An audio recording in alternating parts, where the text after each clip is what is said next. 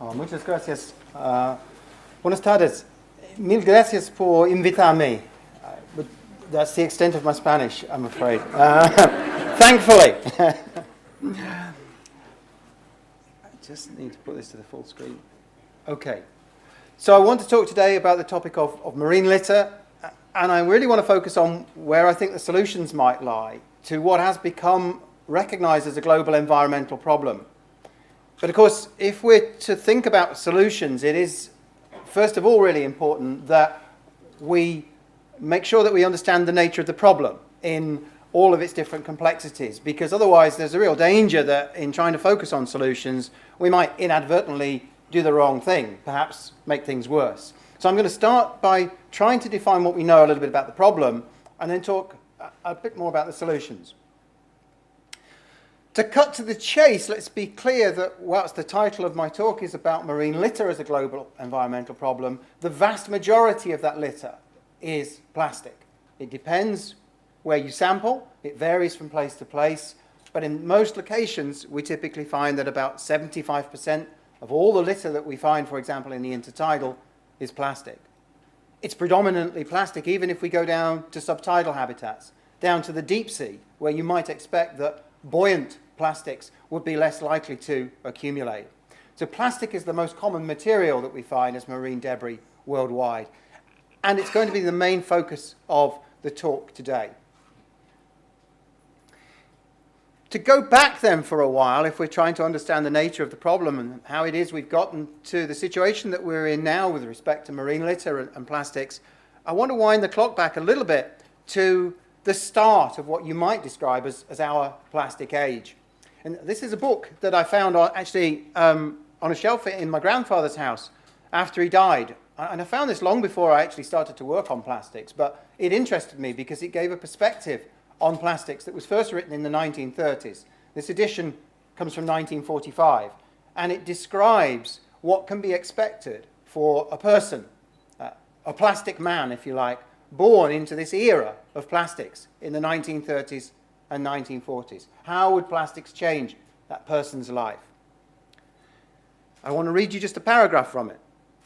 This, kind of imaginary, I suppose, this imaginary plastic man will come into a world of colour and bright and shining surfaces where childish hands find nothing to break, no sharp edges or corners to cut or graze, or to harbour dirt or germs.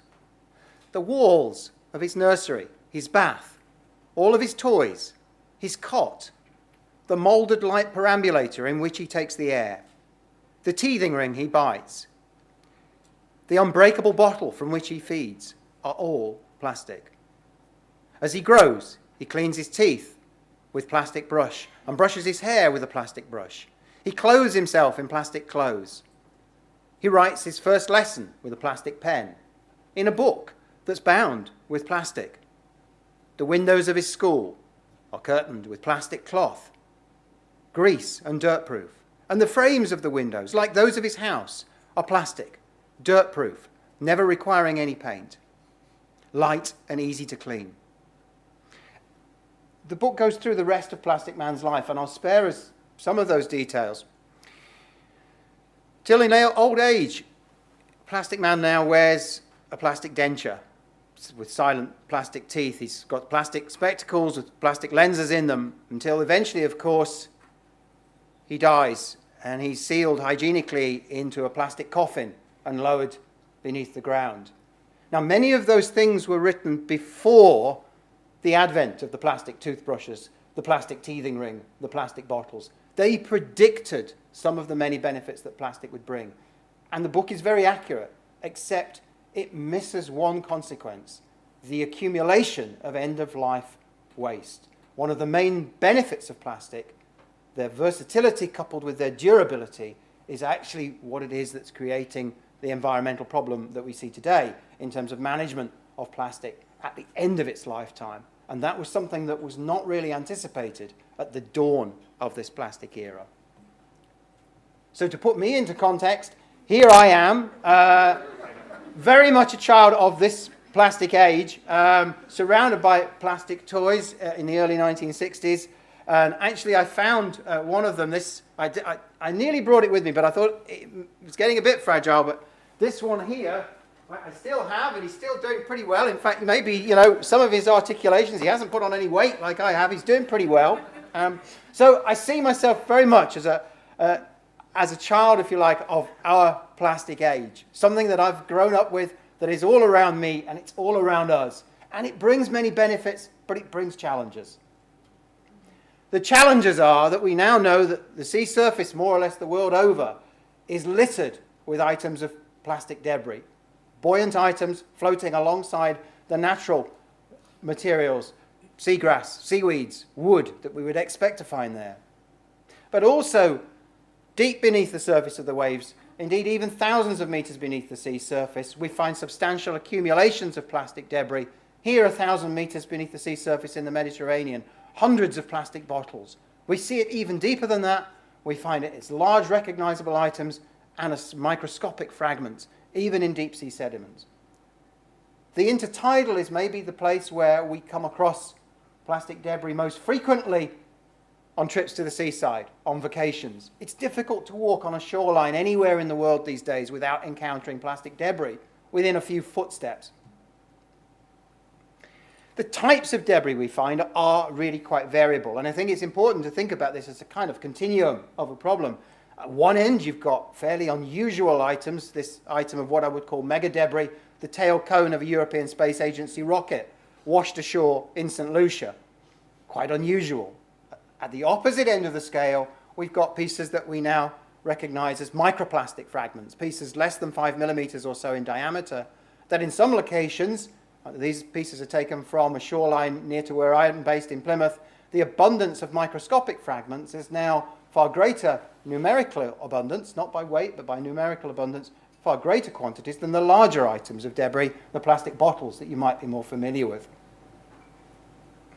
We know that this debris is widely distributed. We also know that it can reach locations far from the nearest source of origin, far from the nearest landfall. And awareness of that first came from Charles Moore, who's here with us today, from some of his early work going across what we now recognize and describe as surface water gyres, showing substantial accumulations of plastic debris in places that were thousands of kilometers away, potentially from the nearest landfall.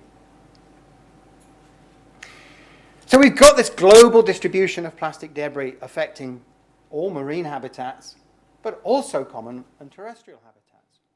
We know that the larger items of debris present substantial challenges.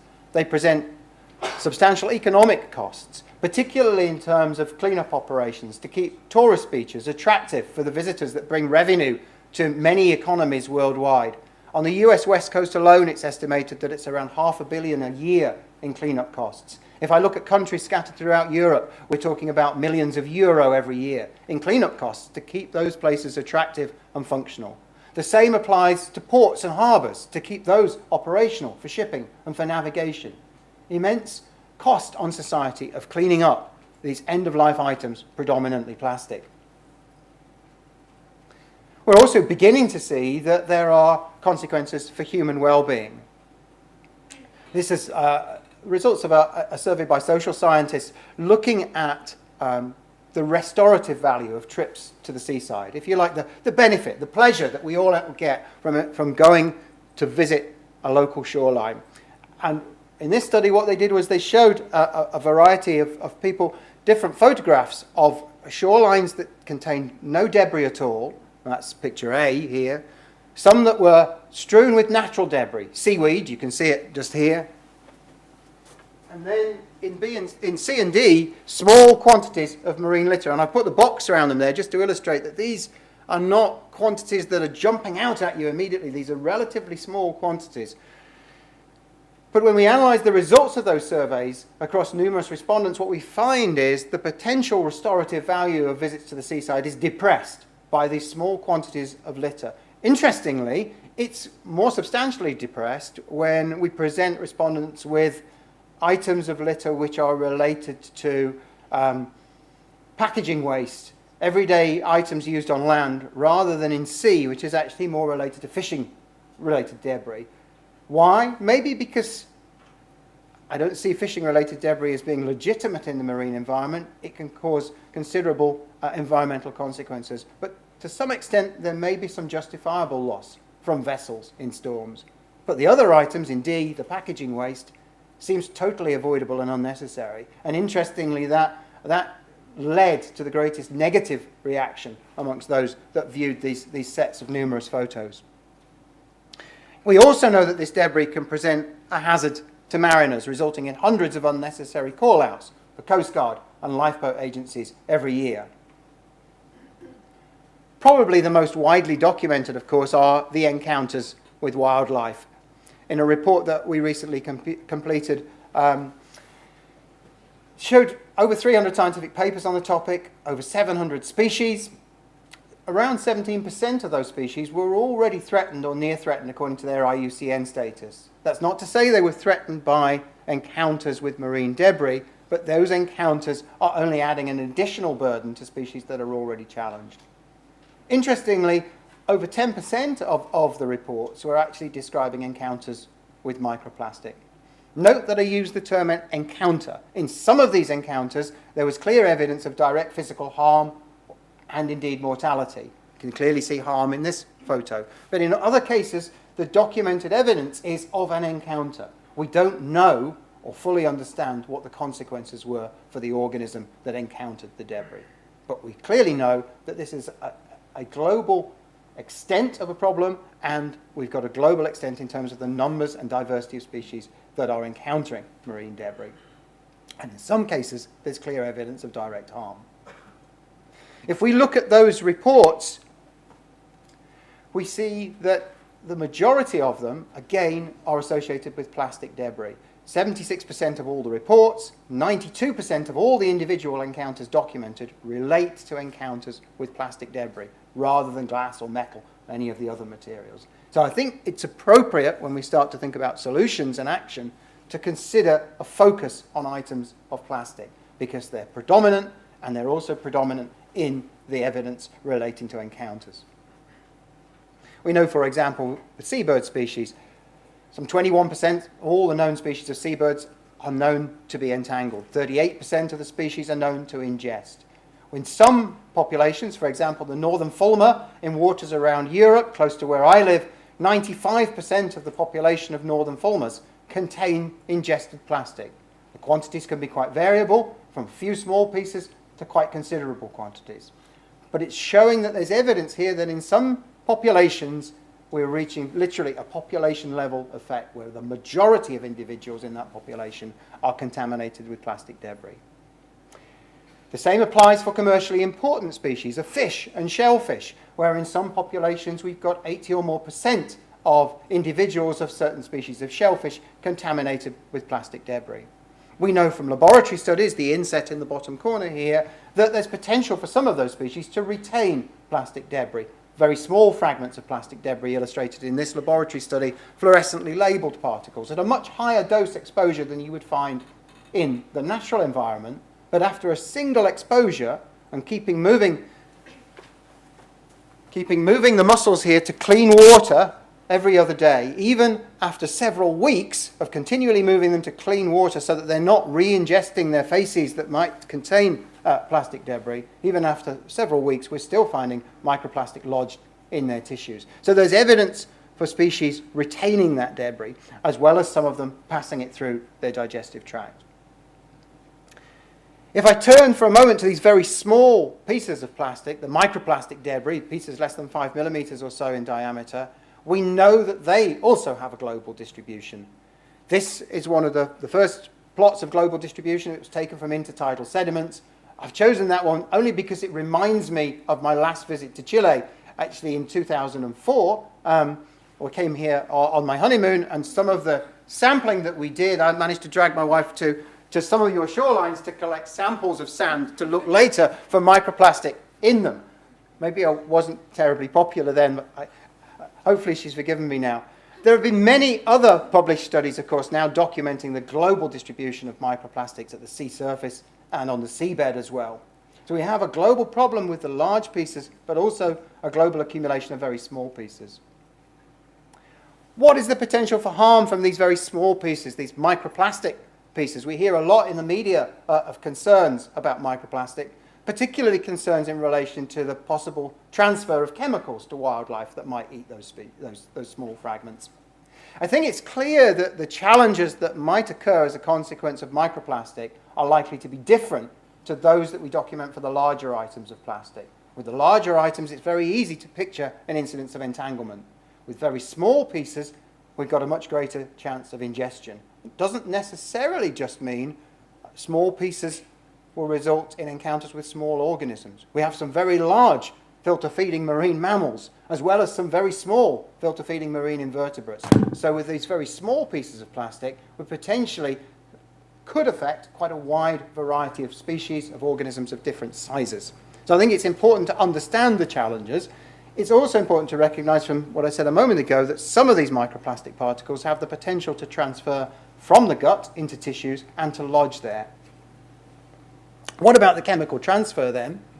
Well, early work has clearly shown that plastics will accumulate hydrophobic contaminants, persistent organic pollutants from seawater. Work by Shigi Takada in Japan very clearly showed that in around 2001. What happens then if you move plastics that have acquired a burden of hydrophobic contaminants in seawater, if you move them to the guts of an organism? In each of these sets of histogram bars, there are the 3 bars. The white one is what happens if you take a piece of plastic that you've laden with chemicals in seawater and you transfer it to more seawater, but this time clean seawater. Those chemicals will come off. All of the white bars show a release of chemical, as you would expect from the equilibrium partitioning. What happens if we move those plastics to conditions resembling the guts of a cold-blooded invertebrate? Those are the middle bars just here. What we see is that the pH and the gut surfactants present in those organisms facilitates a more rapid release of chemicals from the plastic. And then if we change to the far right-hand side in each of the threesomes to the dark blue bar, and we increase the temperatures to that of a warm-blooded creature, we see considerable increases in the rate of release of chemicals from plastic, the chemicals having been acquired from the seawater, the concentration accumulating because the chemicals are hydrophobic, and then a subsequent release. So there's a possibility here of a mechanism that could facilitate the transfer of chemicals to organisms that ingest plastic. However, the important thing to understand is that this merely demonstrates a potential mechanism. If we're to understand the harm that might occur as a consequence of chemical transfer, what we need to understand is how important plastics are as a vector in the transport of those chemicals compared to other pathways, compared to the pathways, for example, that a marine predator might acquire harmful chemicals from the food, from the prey that it would normally feed on, from a fish taking in those chemicals directly from the seawater, from the water that passes over its gills. So there are a number of alternate pathways, and what's important to understand is the relative importance of plastic. Now, my view at the moment is that actually I suspect that in terms of the transport of persistent organic pollutants, that plastics may be a relatively unimportant vector for the transport of chemicals to organisms, because those chemicals are already in the environment and the creatures are already exposed to them. So the additional challenge presented by the plastics in terms of the transport of persistent chemicals may be small. There's a second potential concern with respect to chemicals that comes from the additive chemicals, things that are incorporated into plastics during manufacture. They're put there with good reason. Plasticizers to give plastics their functionality, flame retardants to help stop things catching fire, antimicrobial agents. But those chemicals are also potentially hazardous in the environment and in organisms. So there's the potential, and some of those chemicals are present at quite high concentrations, for the release of additives. We know very little about that chemical challenge. We know very little about the quantities of those chemicals that will remain by the time the plastics are fragmented into very small pieces of microplastics. So there is still some concern about chemical transfer, but a number of the questions, particularly relating to persistent organic pollutants, are beginning to become clearer.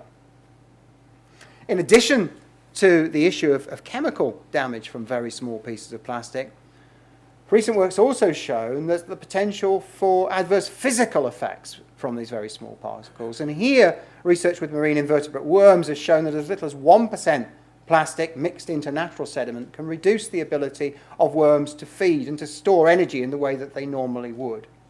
We may also, moving forward into the future, learn that there may be some effects of combinations of chemicals accumulation in tissues, and physical disruption that could lead to types of effect that we're yet to anticipate.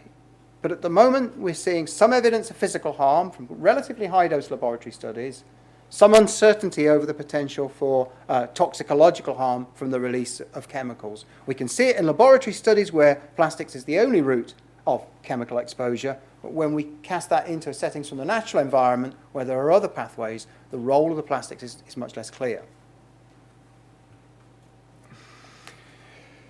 Let's project forward a little bit, because what I've given you is the evidence, if you like, in terms of harm from large pieces of plastic, small pieces of plastic, the economic consequences, the potential impacts on well-being. Some reasonably solid evidence so far. But one of the things that we must recognize is, of course, that plastics are persistent contaminants. They're not going to disappear once they enter the marine environment. They're going to accumulate year on year. This is a recent paper from Gemma Jambeck where she tries to estimate how much plastic there might be just in 10 years' time from now. And the suggestions are it could be 3 times what we see at the present day. So although at the moment I'm not suggesting that there's necessarily a cause for human concern, let's say from a result of eating shellfish, I'm not suggesting that there's clear evidence of a chemical concern in the natural environment. But some of those challenges may arise if we don't think about changing the way that we do things, because the quantities of plastic are only likely to increase. And that's particularly the case with microplastics, because one of the main sources of microplastics is the fragmentation of large items of plastic. Plastic bottles, plastic wrappers, plastic fishing crates, pieces that are already in the environment that are progressively degrading. They're not degrading as plastic, but they're degrading as a solid object into millions of tiny pieces. So even if we were able to stop the inputs of large items of plastic to the sea tomorrow, we would still see an increase in the abundance of very small particles because of the progressive fragmentation of the legacy items of plastic that are already in the ocean. So there's a scenario of an increasing environmental occurrence and potentially an increasing environmental challenge unless we start to think about the solutions.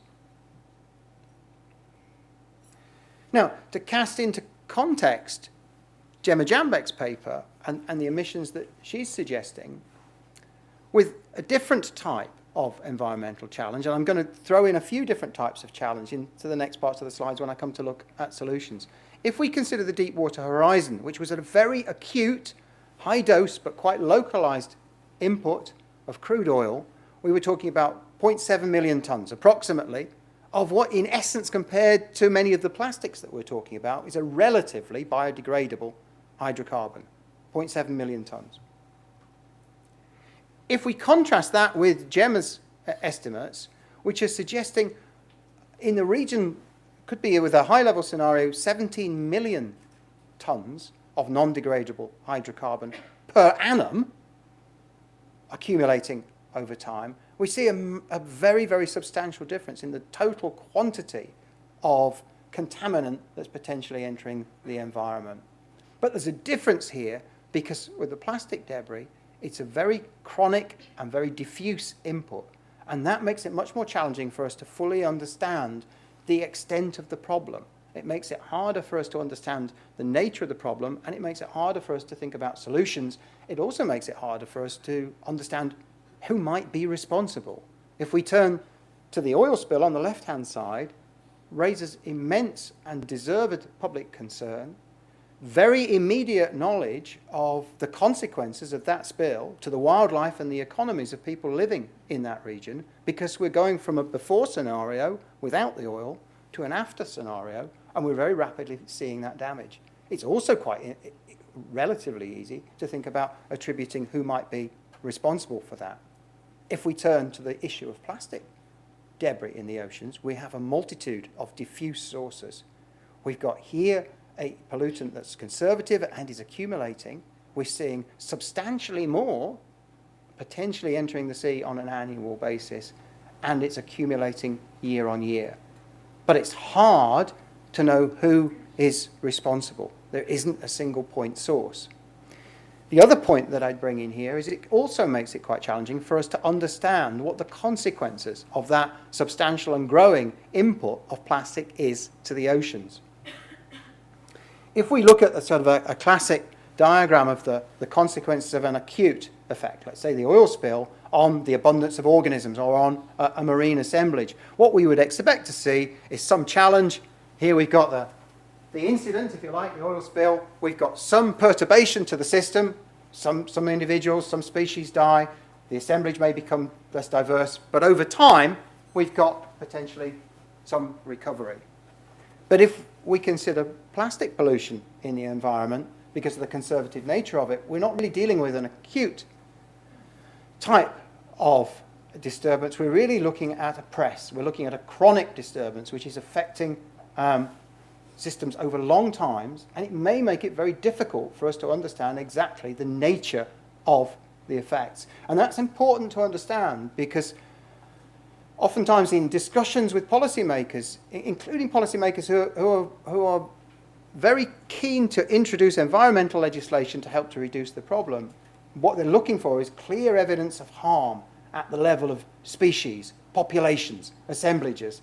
And that's quite hard to gather from a situation where we've got potentially environments that may be suffering large-scale, widespread press disturbances, because it's difficult to fully understand what the system was like without that challenge. Because, of course, since the 1950s when we started mass producing plastic, and since the early 1960s when we first started to document its accumulation in the environment, many other things have changed alongside.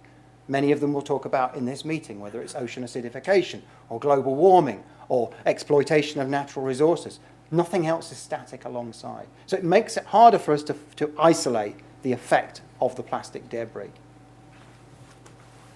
It reminds me a little bit, and maybe this comes from my roots as a shallow water ecologist, and because I'm in Chile, it reminds me a little bit of some of the work of Juan Carlos Castilla, who looked at the effect of harvesting mollusks, Concholepis in Chile. And he showed in areas where the harvesting was stopped because of military exclusions, a dramatic change in the community, in the assemblage on the shorelines on Chilean coastlines. An effect that hadn't clearly been recognized before that because the harvesting of those mollusks was going on really at what you might consider an ecosystem scale. So it was only by small-scale interventions that the extent of the problem was fully recognized. What I'm arguing here, and I'm certainly not trying to say that I think that plastic contamination is as serious as the oil spill necessarily from deep sea horizon. What I'm saying is it's different, and the kinds of response that we're looking for are different, and they're harder to see, but we're dealing with a problem that is persistent and cumulative, and I think that's a reason that we need to consider addressing it. So then, what if we wind the clock forward a little bit and think about what the future might bring? I've said that it's challenging to go back and to disentangle what this press, this chronic disturbance might have done, the consequences of the plastic in isolation from all the other factors. What if we look ahead? And for those in the room that actually work on plastic, I mean, this is in a way a bit of science fiction, but it's very much based on the science. And I'd be curious to know later from those of you who work on this topic, how far from the present day is my projection? I'm trying to suggest here this could be a world in 2045 if we carry on with business as usual. I think there's probably some in the room that would say, actually what I'm about to tell you is what we've got now in some places. So let's imagine a reprint of plastics. It's 2045. Medical advances have harnessed the versatility of plastic. Plastic Man has reached his 100th birthday. He takes his great-great-grandchildren to play at the beach. He takes them in his energy-efficient plastic car, reducing use of non-renewable oil and gas. The kids change into their swimwear and run down to the sea. Plastic Man has to sit at the top of the shore. He's a little creaky now. He is 100. And hey, he's on his third plastic hip, the last one far more efficient than the first or the second. The kids are making their way out through a foam of plastic that now washes on every shoreline worldwide. Plastic Man runs his hand through the sands at the side of him. It is also heavily contaminated with microplastic pieces. In the distance, he watches a seabird fly back to its nest with some food for its young. He knows from television documentaries that much of what the bird will regurgitate for its young is plastic, rather than the food that those young birds desperately need. He contemplates his lunch, and he sighs. It's a very different beach to the one he knew at the start of our plastic age. Now that's winding forward 30 years, you might say, maybe less, you might say. But it's a scenario that could well realize itself unless we think about ways of changing, unless we think about turning to solutions. So what then are the solutions? Let's try to end on a positive note before lunch. And I certainly believe there are solutions. The first point that I want to make is that this is a very different kind of environmental problem to many of the other challenges that we face. Earlier I gave an example of how exploitation of mollusks could lead to changes in the intertidal. But those mollusks are harvested because people needed them to feed. Here we see a fishery. If we take fish from the sea, there is going to be a direct depletion of the numbers of fish in the sea. Of course, we can do our best to attempt to fish sustainably, but the thing that we want, the fish to eat, is directly linked to the potential for damage to the environment. Similarly, many of us like to live or take our holidays by the ocean.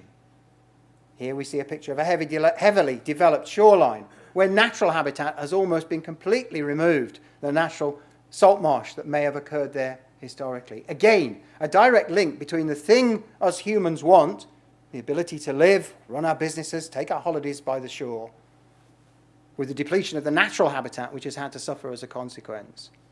Now, how does that relate to the issue of plastics? The point I would make here, and it's very, very high in the list of things that I want to try to communicate during the time I've got, is that plastics absolutely are not the enemy here. Plastics have the potential to reduce our footprint on the environment, whether that's lightweight parts in cars or the aeroplane that brought me across from Europe to Chile, whether it's packaging to help to extend the shelf life and reduce waste of our foods, whether it's the life jacket that this fisherman is wearing that's going to help preserve his life in the event of an emergency, or the net that he's using to catch the fish.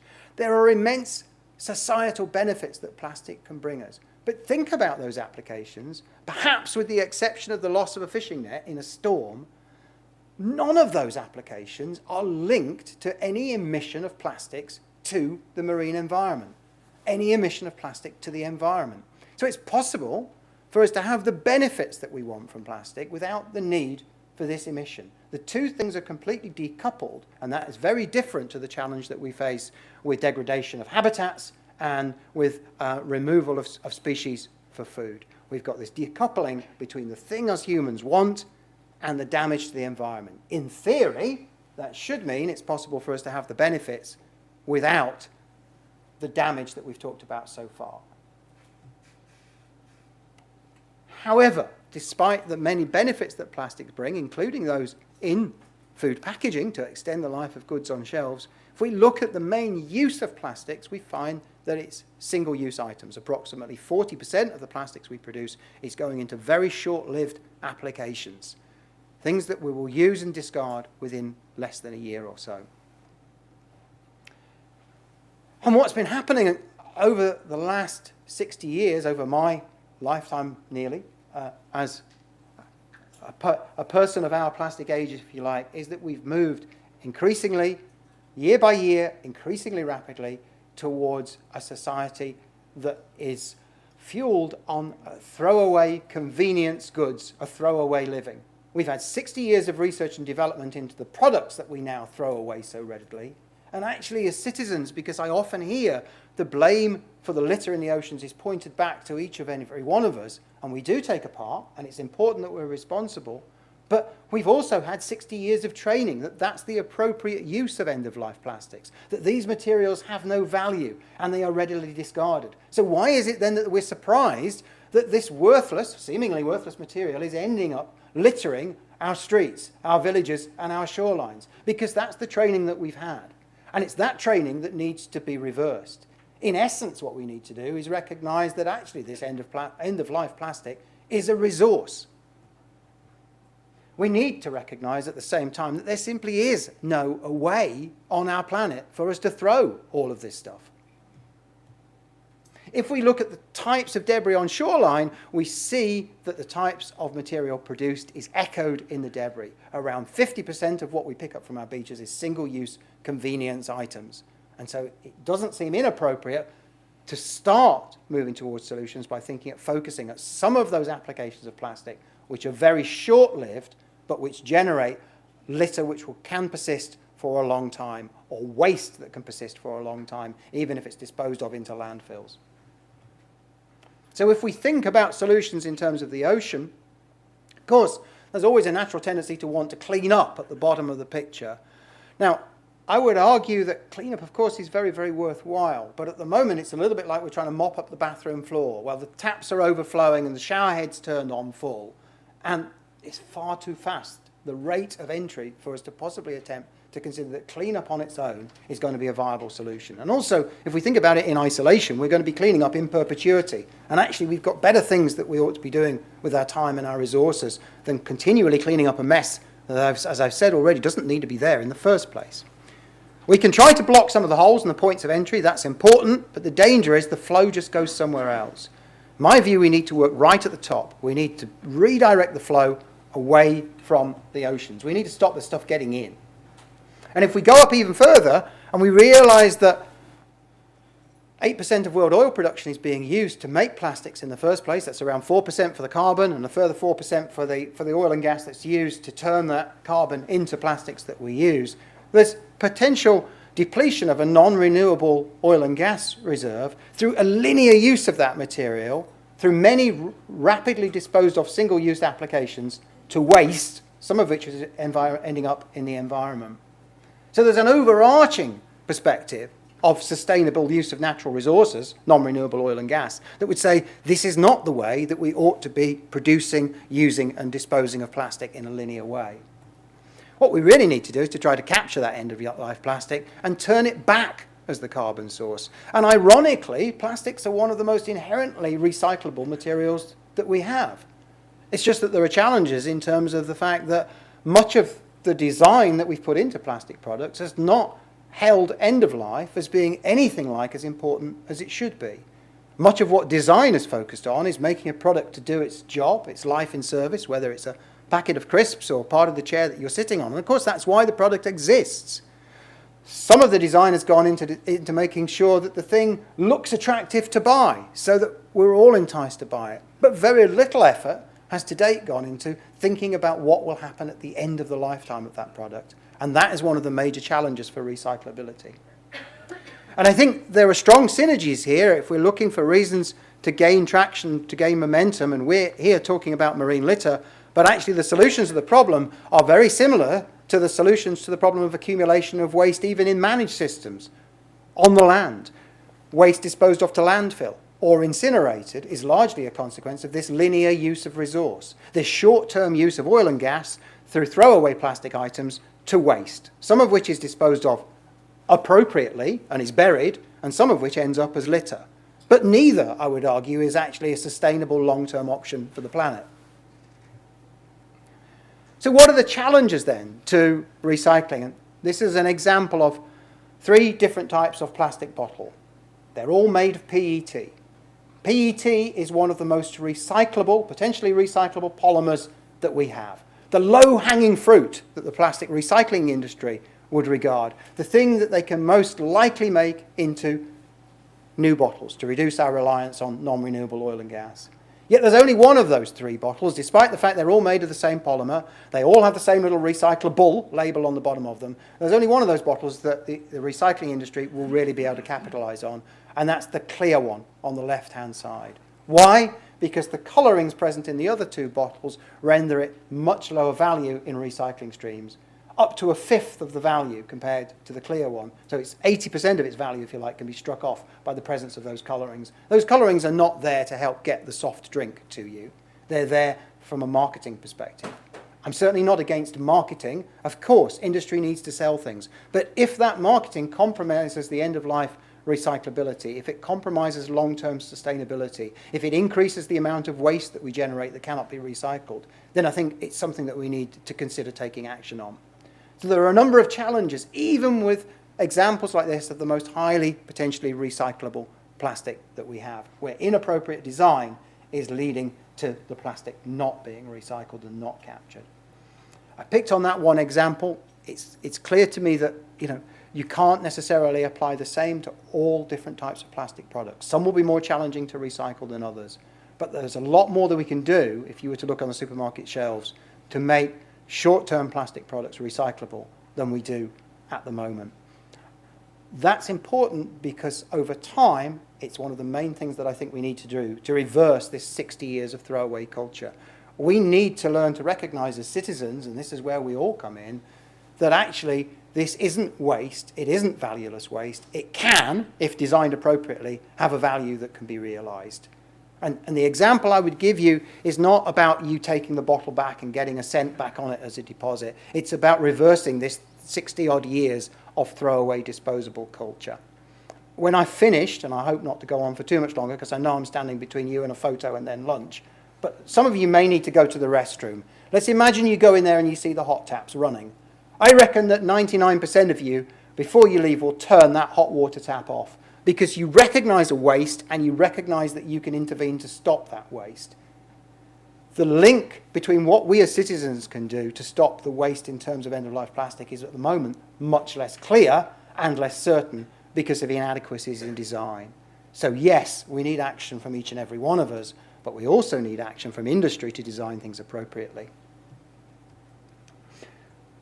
There are some potentially conflicting drivers in all of this, and I would give bioplastics as one example of that. A bioplastic is not talking about a plastic that's inherently any more biodegradable. It's talking about a different carbon source. It's talking about a carbon source that comes from plants, so is sustainable, rather than coming from non-renewable oil and gas. But actually, do we have vast tracts of land that we can devote to growing plants to turn into plastic to throw away in a linear manner? This does nothing to reduce litter in the oceans. It does nothing to reduce the accumulation of waste in landfill or incineration. But it does take away land which maybe we need for housing, maybe we need to grow food, or maybe actually we just need for nature. Can we really afford to spare that land to grow crops to fuel a throwaway society? So I think we need to be very careful, and this comes down to the way the currency that we use, because if you look at it from a carbon-only perspective, you could consider that bioplastics would represent a more sustainable long-term solution. But actually, I would argue that the carbon source we want to capitalise is the end-of-life plastic. We don't need to grow that carbon. We need to capture the waste better at the end of its lifetime through appropriate design. There are also conflicting drivers in terms of some of the products that are being designed with enhanced biodegradability, sold in some cases with the intention that consumers would imagine they would degrade rapidly, harmlessly, in a range of natural environments. And yet, if we look at the international standards that define biodegradability, they refer to material that's already been pre-shredded in commercial composting conditions as the receiving environment, where we're looking at very high temperatures, 50 to 70 degrees Celsius, specific humidity, aerobic conditions, specific pH, conditions I would argue that are not met or realised in any natural environment. So biodegradables may be part of the answer in some very limited arenas where we've got complete control of the waste stream, but they're not a long-term solution to the problem of accumulation of litter in the natural environment. They're not a long-term solution to the accumulation of waste in landfill.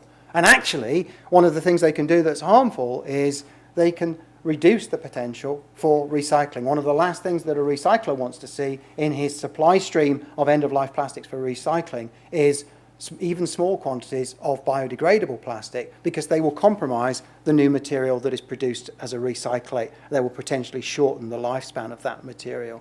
So whilst biodegradables may have some applications, they are not centre stage, I would argue. They have fairly limited applications, and we need to recognise what those applications are, and they need to be very clearly linked to the receiving environment. What is important, I think, is education and consumer awareness linked to product design.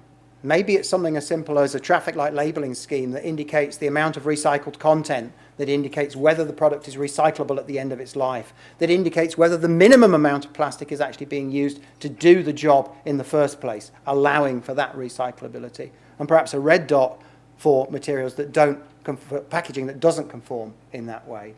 Now, maybe in this audience, we're talking to an audience of marine scientists, of young, fairly pro-environmental people. Maybe you would react to that kind of colouring scheme.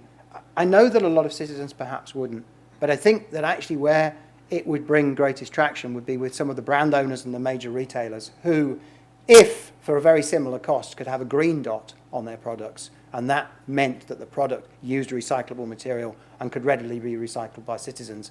I think that that was the one that they would choose to package their goods in, rather than having one with a red dot, which potentially compromises the environment. So it's education for everybody, but actually where I believe it would have its greatest effect is on some of the brand owners and the major retailers, because it would push them towards using more environmentally friendly packaging. A small contribution to this, and I'm bringing it in because I want to make clear that there is no single solution to this problem. There is no silver bullet that says we can design everything for end-of-life recyclability. The issue of microbeads in cosmetics, and I've got an example here, this small container has come from a single jar, a single container of cosmetic product. This is one for men, incidentally. It's not just cosmetics for ladies that causes the problem. Up to 3 million particles in a single container. This is not something that we can solve with recycling. If you use this material, it's kind of inevitable that it's going to end up one way or another in the environment. That's clearly a fix for legislation. I think it's an appropriate fix for legislation. I don't believe we need to be washing ourselves with millions of small particles of plastic. I think it's inappropriate and irresponsible when we know that those particles are going to be released into the environment that we're designing such projects. So I think it's appropriate that we have legislation. But let's be clear about it. In terms of the total contribution to marine litter from microbeads, we're probably talking about less than 1%, probably substantially less than 1% of the litter accumulating in the oceans is coming from this source. So it's a good place to start, but let's be very clear, this is not the place to end if we're looking for solutions to marine debris. I'm nearly through now. I'm saying that there's no single solution. I'm saying very clearly, I hope that it's about design for end of life. Whether it's this and thinking about the perhaps unintended consequences of end of life of each and every one of us using it. Whether it's the plastic bottle and the end of life consequences according to design. It's about thinking appropriately for end of life at the beginning of life. It's also critically important that we recognise that there are regional differences. There are substantial regional differences in the infrastructure that we currently have to cope with waste, to cope with recycling. And we need to recognise and acknowledge those in the products that we design and sell according to location. And that's certainly not saying we need thousands of different products designed in millions of different ways to satisfy every little need according to the particular town you're in. But we need to think about the marketplace. This is another table taken from Jenna Jambek's excellent study, and it lists the top 20 worst polluting nations in terms of emissions, likely emissions, to the ocean. And you'll see that the US is in there, and you'll see that China are in there. The reason I'm showing this is that they're there for different reasons.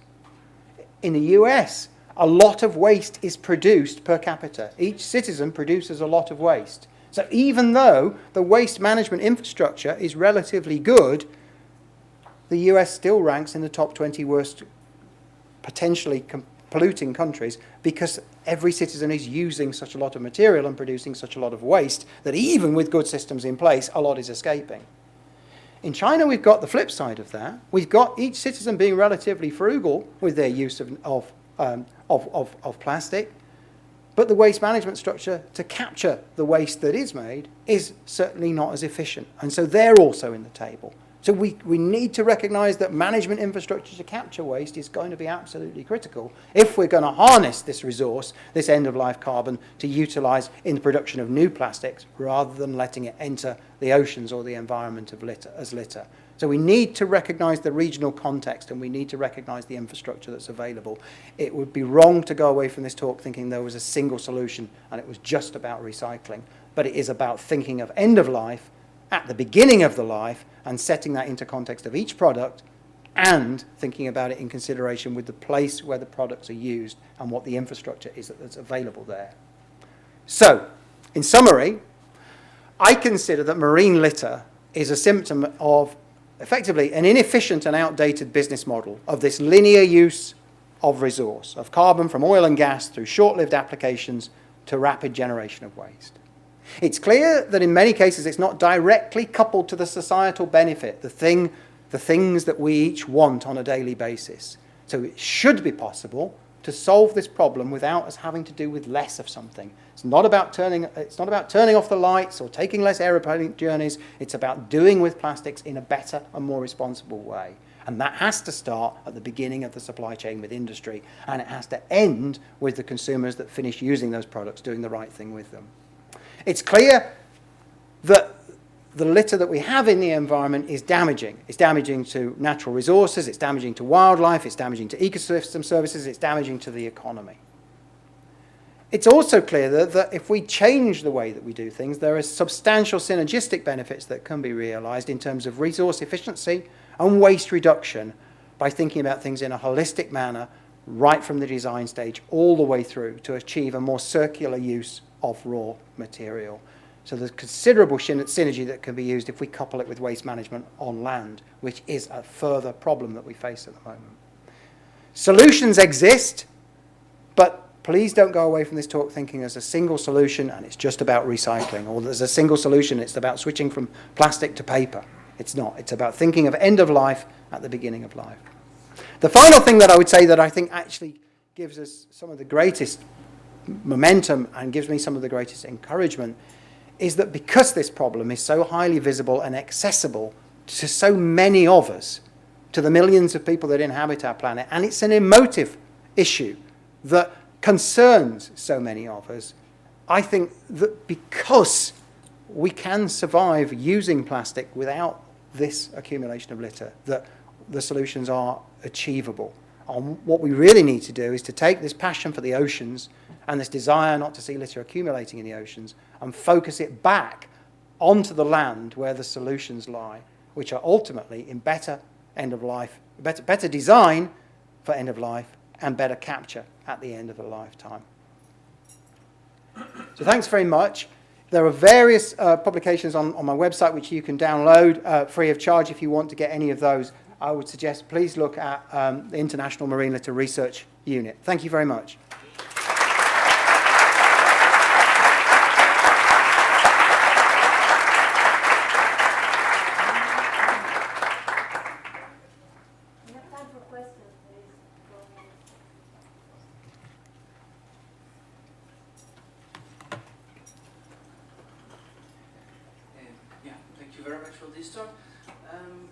I just wonder, I was a little bit surprised to know that I've heard the term political decision in your talk, although I really do believe that every one of us has an impact, and if we change things, I guess you used the term industry. I guess they have different objectives. I do strongly believe politicians have an immense role to play to solve this problem. Just one very quick example. In France, where I come from, political decisions was made to ban use of plastic bags in supermarkets, right? So from one day to the other, we gain 20 years or 40 years of education to say people, as it happens here, we are working now to say to people, please don't use the plastic bag. It may take 20, 40, 50, 100 more years, so then people understand that. Political decision, from one day to the other, the solution was given. So I was surprised to not have heard this term in your talk. Maybe you can tell us a little bit more about that. I absolutely agree with you that policy is fundamental to all of this. What I've presented is the evidence base relating to the harm and relating to the solutions. Now, yes, it's policy that will bring some of those things together. It's also action by each and every one of us, and it's also voluntary action by industry. So I believe it's a combination of them. I mean, in some cases, banning, and I presented evidence in the UK Parliament on introduction of single-use bag tax in the UK, and the point that I made there is, yes, it's something that can be done very, very quickly to reduce the use of something that's kind of needless. If we're going shopping, why don't we take a reusable bag with us? Of course, it makes perfect sense, and it makes perfect sense linked to a policy instrument. But the comment that I made at the time, and I still make, is that whilst that was an iconic place to start, it's the first place to start, the quantities that are used in plastic bags are actually relatively small. They're important, but when you scale them to all of the uses and applications of plastic, even just in single-use applications, it's still relatively small. So I'm not saying that the policy action was wrong. I think it was absolutely appropriate, and I think it was the right place to start. And yes, what we're going to need over time is policy actions to focus on the things that are in those carrier bags, but that has to be appropriately informed. So I'm sorry, it was remiss of me if you got the impression that I didn't think policy was important. I actually think it's fundamental, but it's a way, it's how we come to bring the different players together through appropriate policy instruments that I think is what's critical there. So I agree with you completely. Policy is fundamental.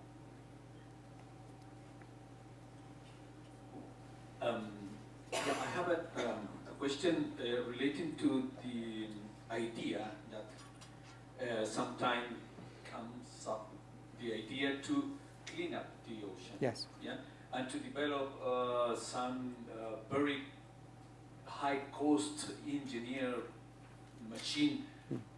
Well, Martin said today morning that he don't agree with the idea, and he was more explicit to this to say that this is a stupid idea. But I agree with Martin in general. But I want to hear your opinion about that. Yes. Probably more argument. Okay. Okay. So it's back to the slide that I used, which had clean up at the bottom, and of course that's a natural response. And I used the analogy of an overflowing bath where the water's all pouring out, and it makes no sense to just start by trying to mop up the floor while the water's pouring out of the bath so very, very quickly. So to me, if I put it into a monetary sense, if I had 99 cents to spend, 100 cents to spend, I would spend 99 of them on stopping it going in. I think that it's appropriate to invest some resource into cleaning up what's there, but at the moment, the absolute priority for me, and it's a philosophical point, but it doesn't make sense to spend all of your money on cleanup because you're going to be doing it forever. You're going to be doing it in perpetuity, and I would argue that you simply can't cleanse deep sea habitats, coral reef, the guts of fish, the guts of birds. It's impossible. So it's never going to be a solution on its own.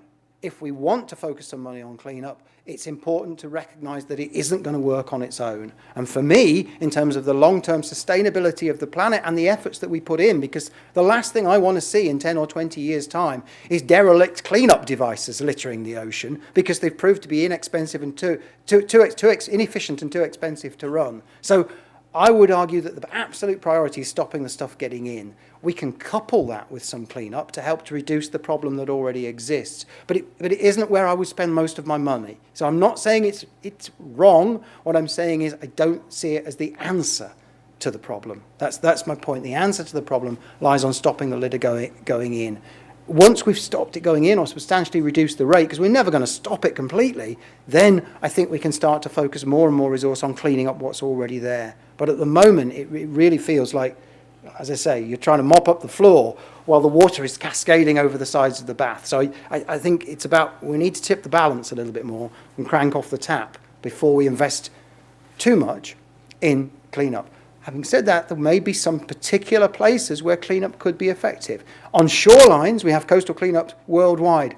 I'm not against them. Of course I'm not against them. They raise awareness of the problem amongst citizens, and they actually empower citizens. Studies that we've done in Plymouth have shown that citizens go away feeling that they've contributed to helping to solve the problem, and they go away with raised awareness of the problem. But that's a benefit that's much broader, a kind of spillover benefit, a benefit that's much broader than simply the quantity of litter that's being picked up. If I looked at the quantity of litter that's being picked up, although I argued that the microbeads was quite a small source, we're probably putting a greater tonnage of microbeads into the ocean every year than we are picking up tons via coastal cleanup. So it is about stopping it going in, even though I absolutely believe in coastal cleanup in terms of raising awareness, and I participate in it myself, but it's not the answer.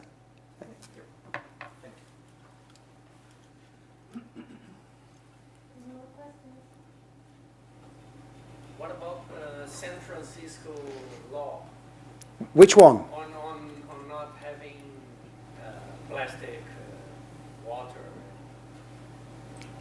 Okay, it's to me, it's back to what I said about thinking about end of life at the beginning of the lifetime of a product. And I think there are some products, it's a bit like the example of the single-use plastic carrier bag, that we can kind of do without. We can take, who's got one in the audience, one of the lovely reusable bags that we've all been given by the conference organisers. Of course, they're only useful if we actually use them and we don't accumulate lots of jute and cotton bags at home. We have to use them. But it's clear to me there are some things where we could manage without plastics, and in some parts of the world we're fortunate enough to have an adequate supply of drinking water available coming out of the tap. And in those locations, I don't believe it's appropriate, in fact I think it's irresponsible, to buy bottled water that has travelled immense distances in lorries that are churning out pollution, packed in plastic packaging that's single use, that's then going to need to be disposed of. It seems totally irresponsible behaviour. At the same time, I completely recognise that in some parts of the world the citizens are not fortunate to have that supply of clean drinking water, and that bottled water may be one of the only reasons, one of the only ways that they can access clean drinking water. So I hope that's given you an insight of what I feel about San Francisco. I think those citizens have probably, on the whole, got access to clean drinking water without the need to resort to a plastic bottle in order to obtain it.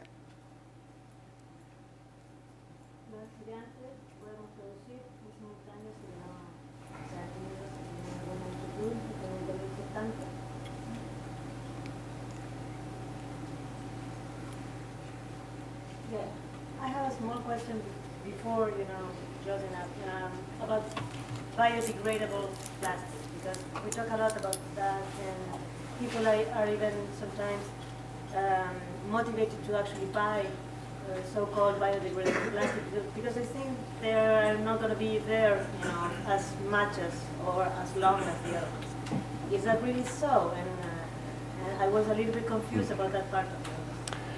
So I put up the slide of a biodegradable carrier bag, and underneath it I had the international standard that you would need to work to if you were labelling the product as biodegradable. And I'm not criticising here necessarily the industry because they're complying with the standard. If I were to criticise the industry, it's if they're labelling that product in such a way that consumers will believe what you've just said, that it's in some way beneficial for the environment, that it will degrade rapidly and harmlessly in a range of natural environments, when the standard only requires that those products will degrade at specific conditions of 50 to 70 degrees Celsius, specific humidity, specific pH, conditions that aren't going to be met in any natural environment. So biodegradables can be an answer where you've got complete control of the receiving stream. There can be design of some products that will degrade in natural habitats, but the problem there is that actually you want a container that's going to hold your product in the supermarket shelves. You want a bag that's going to perhaps carry that product home or hold that rice or that flour in a damp cupboard. It's going to be protected against the rain or some splashes of water. If you live in a place that's very humid, if you live in a place that's hot or cold, it needs to function. Okay? So how can this plastic bag recognise the moment it drops into the environment has become litter, now is the time for me to self-destruct? So it's possible to design this so it degrades more quickly, but I don't believe it's possible to do it in any large-scale way that's going to solve the problem of marine litter, because actually what you're doing is you're taking out the main benefit of plastics in the first place, which is their durability and their functionality, because there's no way that this can do its job in service, and at the same time, the instant it drops as litter in the environment, it's going to suddenly know, I've become litter, I now need to self-destruct. So the two things work against each other unless you've got control of the receiving stream. And a good example where they have control of the receiving stream is in some of the American football games, where they can dispose of food waste and some of the packagings all at the same time in composting, because they've got relatively good control of the receiving stream.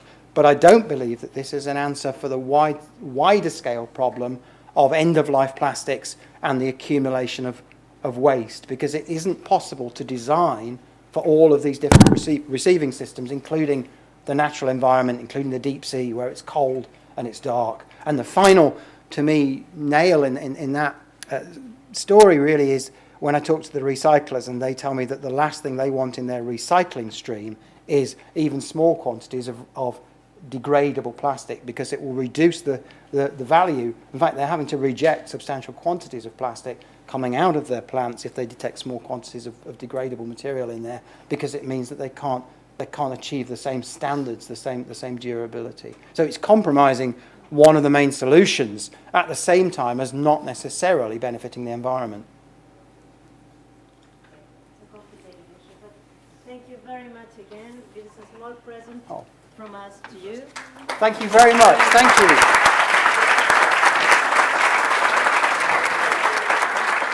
Thank you very much indeed. Thank you. Thank you. Thank you. Bye, Charles. Bye. Bye.